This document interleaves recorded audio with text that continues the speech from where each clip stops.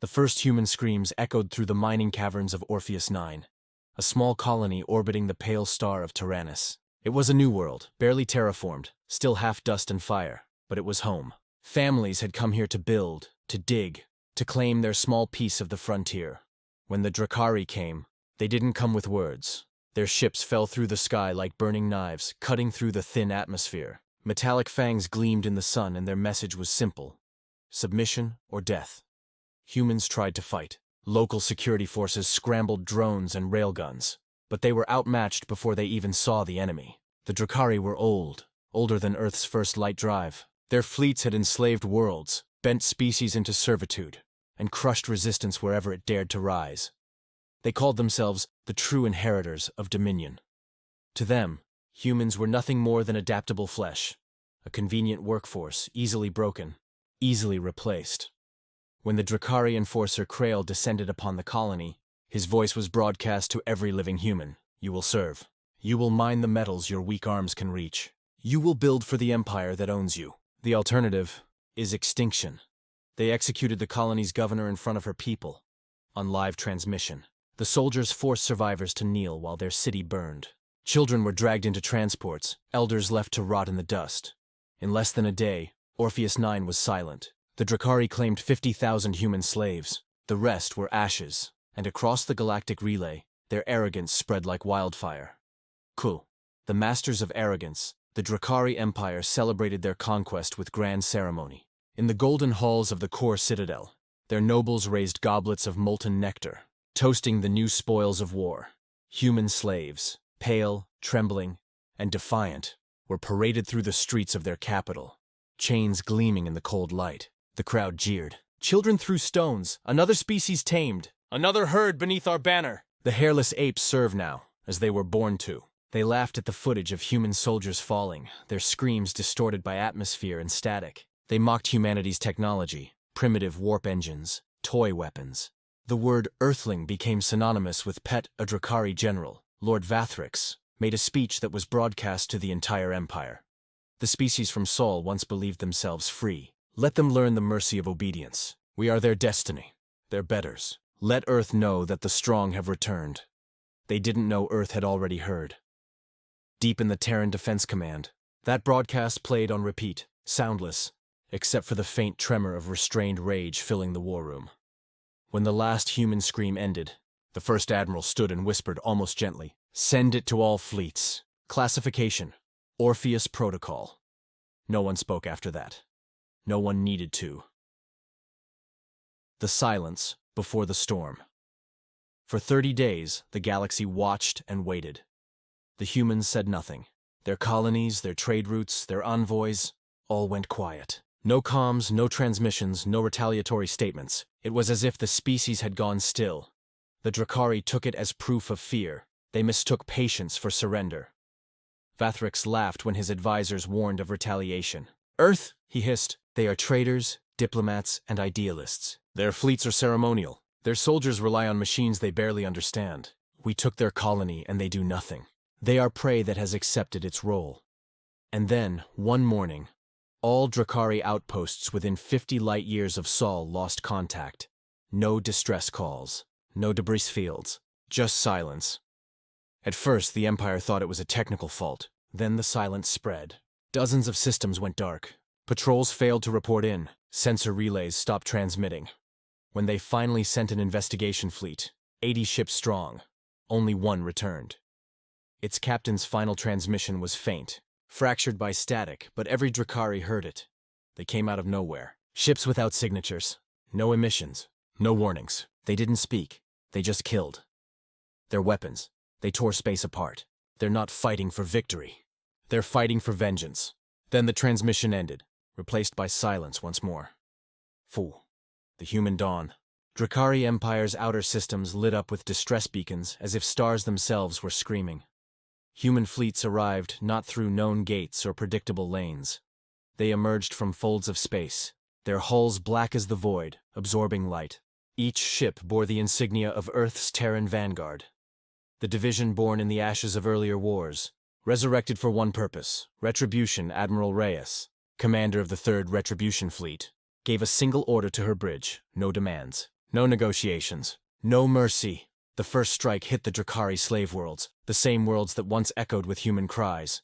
Human shock troops, the Ironborn, descended from orbit, clad in armor that made them look more machine than flesh. Their eyes burned blue beneath sealed visors. They didn't speak to their enemies. They didn't respond to surrender. Where once the Drakari whipped human slaves, now they fled through their own burning streets as orbital cannons carved cities into glass. Entire planets fell silent within hours. Not occupied, not reclaimed, erased. Drakari generals begged their emperor for reinforcements, but by the time their fleets mobilized, Earth's armadas were already at the edge of the core systems. For the first time in recorded galactic history, the Drakari realized what it meant to be hunted.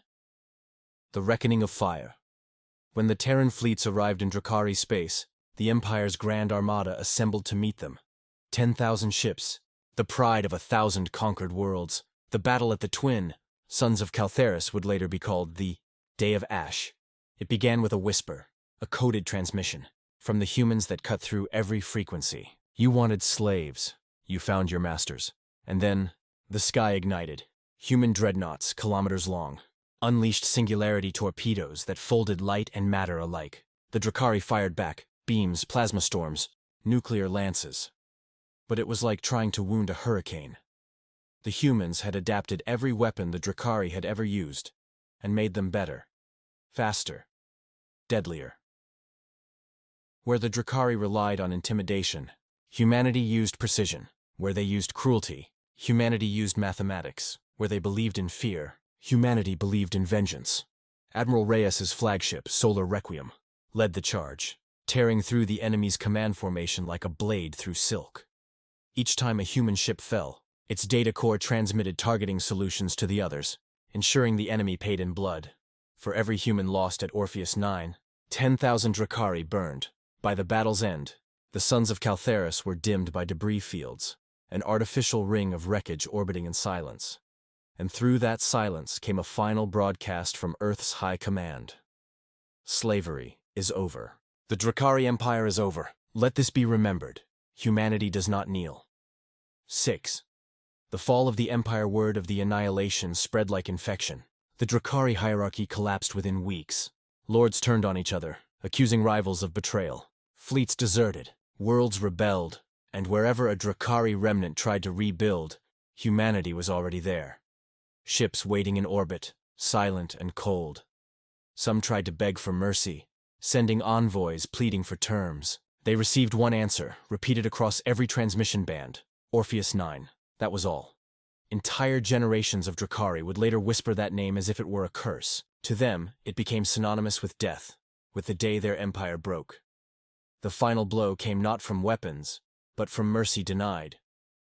Human engineers reprogrammed the Empire's central network, turning its slave control systems inward.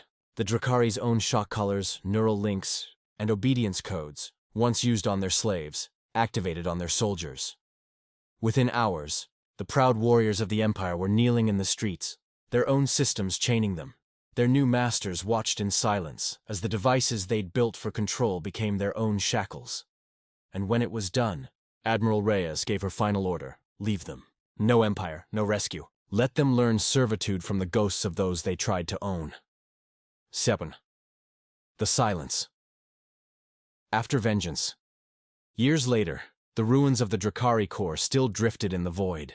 Ships rusted, worlds lay quiet. The few who survived lived under human oversight, not enslaved, but bound by the weight of what they'd done.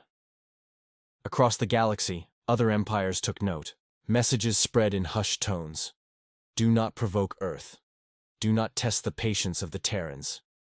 Because now everyone knew, humanity was not the weak, idealistic race they once seemed. They were something far older, far more dangerous. They were the species that endured every apocalypse they'd ever faced, and learned from each one.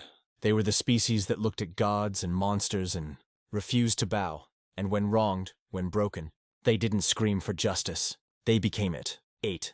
Epilogue. The masters of the galaxy. Centuries later, an alien historian would record the tale of the Drakari War. They sought to make slaves of humankind, the historian wrote. But in their arrogance they forgot a simple truth. Humanity does not serve. It adapts, it survives, and when wounded, It teaches. In trying to chain them, the Drakari gave them purpose. And purpose, in the hands of humankind, is extinction given form. Today, in the deep reaches of space, there is a memorial orbiting the ruins of Orpheus 9. It bears no names, no speeches, no symbols, just a single inscription carved into black steel, the Ailey,